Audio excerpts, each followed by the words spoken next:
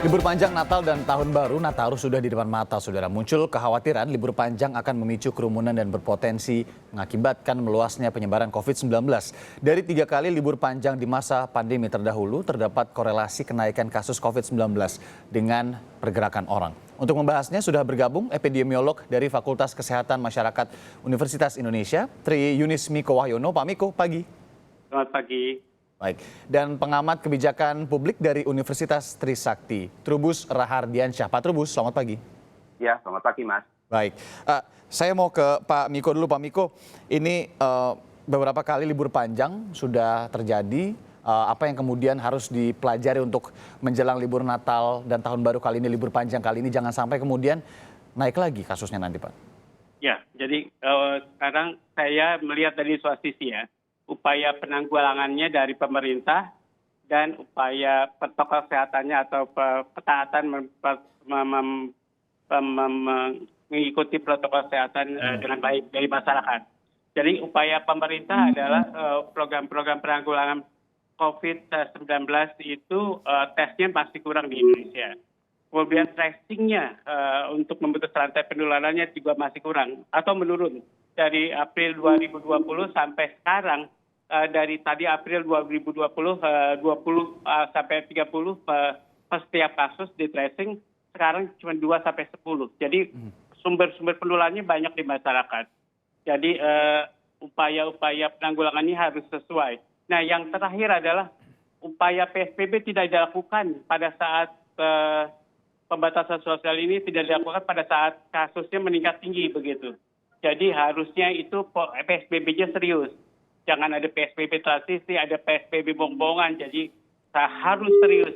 Nah, ini tidak keseriusan PSBB karena kebijakan publiknya adalah diseimbangkan antara pertumbuhan ekonomi dan penanggulangan COVID-19.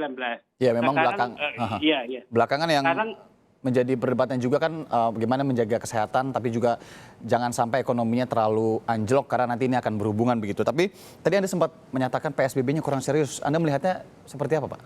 Ya, kalau PSBB adalah pembatasan sosial berskala besar. Itu guna mengurangi kerumunan. Liburan adalah kerumunan nggak ya, atau liburnya nggak salah. Kerumunan yang salah. Maka itu dilakukan upaya pengurangan kerumunan atau PSBB, pembatasan sosial yang memungkinkan mengurangi kerumunan. Kalau kegiatan ekonomi yang mengakibatkan ada kerumunan, menurut saya ya harus dikurangi begitu. Kerja harusnya dikurangi jam kerjanya. Jangan jam 8 sampai jam 4 dari seperti reguler. Kemudian ada jam malam. Jadi apapun upaya-upaya pemerintah harus serius melakukan PSBB atau mengurangi kerumunan. Begitu juga dengan liburan. Harusnya pemerintah mengatakan tidak ada liburan, tidak ada bepergian. Jadi kalau tidak ada bepergian, sekarang pesawat dilepas, kereta dilepas, kemudian bis apa lagi ya, dan kendaraan pribadi. Kalau kemudian tol dibatasi, kendaraan yang mungkin dilakukan ganjil genap, akan berkurang orang yang berlibur. Kemudian di bus juga dibatasi 50%, kereta dibatasi 50% atau kurang, itu akan terjadi pengurangan kerumunan. Jadi menurut saya bisa dilakukan kalau pemerintah serius melakukan penurunan kerumunan begitu, Mas. Ya, saya ke Pak Trubus. Pak Trubus, ini ada setiap kali mau menjelang libur, kita tahu waktu itu ada kebijakan-kebijakan yang kemudian baru dikeluarkan ketika ini menjelang libur panjang. Seperti sekarang aja, Nataru sudah mau masuk ke Nataru, baru akan ada beberapa kebijakan. Dulu kita ingat sempat ada SIKM kalau mau masuk ibu kota dari luar kota. Tapi Anda melihat ini seperti berulang saja kah kebijakannya atau memang lebih baik Anda melihat kebijakan yang saat ini? Iya, kebijakan saat ini sebenarnya berulang saja. Seperti bentuk panic policy gitu ya. Panic policy karena kita tidak mau belajar pada pengalaman sebelumnya di mana kita gagal di dalam berkolaborasi. Artinya pemerintah berkolaborasi dengan masyarakat itu gagal gitu loh, Mas. Karena apa? Karena sudah tahu kalau libur panjang itu menjadi horor bagi penularan COVID.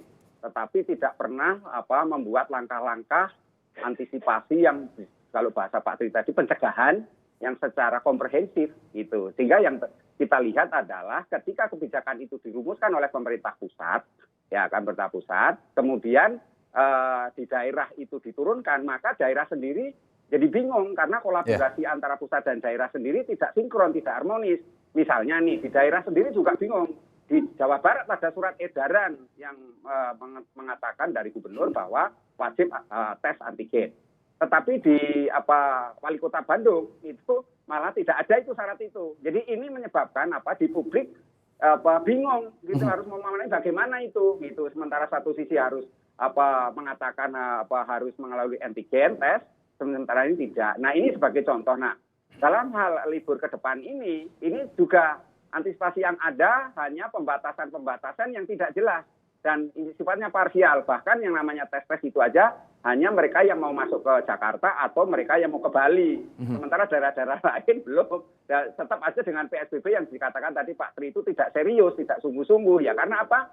Karena PSBB-nya harusnya ketat dan apa sih susahnya kita bahasanya itu diperketat aja dulu ini karena kita sampai hari ini kan kenaikan jumlah istilahnya positif terpapar itu kan tinggi sekali ya. Positivity rate karena tinggi sekali harusnya pemerintah belajar ke depannya harus mengantisipasi dengan segala daya dan upaya. Tetapi kalau kita hanya standar-standar aja, hanya sekedar biasa-biasa saja ya yang terjadi nanti ya juga penularannya horor juga gitu loh, Mas. Anda melihat ada kurang tegaskah kebijakan yang sekarang dikeluarkan? Karena begini, kemarin saja kebijakan yang diambil seperti yang pengetatan itu juga baru ada, ini muncul setelah adanya seruan dari Pak Luhut Binsar Panjaitan. Kalau kita tahu Menteri Koordinator Investasi dan Maritim begitu ya. Apakah kemudian ada tidak sinkron seperti Anda bilang dari pusat dan daerahnya ini? Anda melihatnya seperti apa? Kenapa bisa begitu, Pak? Iya, karena kemudian pusat sendiri sudah mulai istilahnya itu ke arah ke PEN kan, pemulihan ekonomi nasional. Sementara sudah sibuk urusan istilahnya itu sudah ada vaksin juga. Nah, di daerah yang terjadi sudah tidak lagi kontrol yang kuat, tidak ada lagi pengendalian, yang ada adalah toleransi, ya kan, permisif masyarakatnya. Nah, disitulah kemudian prokes yang disinggung tadi, protokol kesehatan jadi akhirnya tidak ditegakkan secara baik. Kan harus disadari bahwa persepsi masyarakat kita terhadap COVID itu kan terbagi menjadi 3. Satu, masyarakat yang patuh terhadap protokol kesehatan, dia tahu bahwa COVID ini berbahaya, COVID ini mematikan, korbannya sudah banyak. Tapi yang kedua, masyarakat kita itu ada yang tidak patuh, yang IGP memang dipikirin, dan ini masyarakat yang menganggap bahwa COVID itu tidak ada, itu hanyalah konspirasi. Nah, itu yang terjadi seperti itu. Yang ketiga, masyarakat kita yang swing voter, itu yang ragu-ragu. Nah, ini yang harusnya dikelola oleh pemerintah dengan baik ketika kita membuat kebijakan khususnya di hari libur ini nanti, gitu, libur Nataru ini. Sehingga tidak seperti yang sekarang ini hanya mengeluarkan kebijakan, mewajibkan orang untuk tes, tapi tidak disediakan. Di DKI Jakarta juga nggak disediakan apa-apa, artinya masyarakat harus membayar sendiri. Nah, perlu diketahui bahwa selama pandemi COVID ini masyarakat satu daya belinya sudah menurun, ya kan. Yang kedua konsumsi rumah tangga memprihatinkan, yang ketiga tabungannya sudah habis. Jadi sudah nggak punya saving lagi masyarakat itu. Nah, kalau kemudian harus membayar 250.000 tes antigen umpamanya, lah itu kan mahal sekali kan gitu. Kenapa kok tidak dibikin yang harganya lebih murah padahal masyarakat sudah tahu itu harga dasarnya cuma 160.000 kan gitu. Kemudian kalaupun ditambah tenaga kerja ini kenapa jadi naiknya dari 250.000 seolah-olah ini negara jadi kesannya memaksa masyarakat harus membayar segitu. Nah, kalau orang satu keluarga 4 orang 5 orang kan kelenger Mas mau liburan gitu.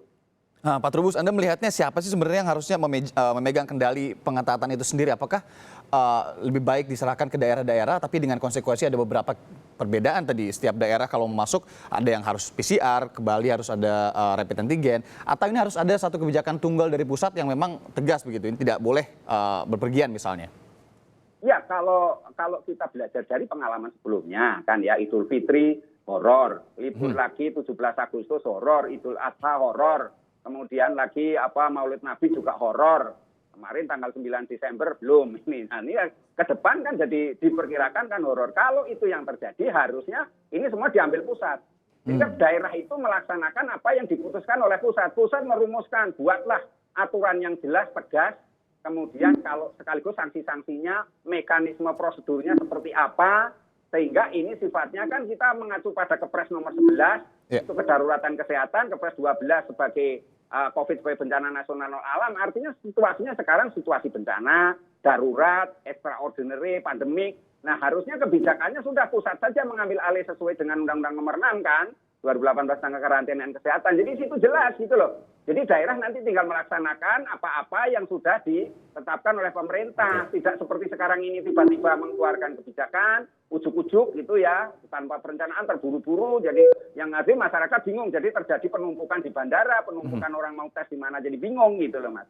Baik, ke Pak Miko, positivity rate di Indonesia ini kita tahu ini sudah mendekati 20%, jauh di atas standar WHO. Anda melihat tadi yang dikatakan Pak Trubus juga seperti apa? Apakah ini memang harus saatnya ini diambil oleh pemerintah pusat, kebijakan-kebijakan mengenai menjelang libur panjang ini, atau seperti apa?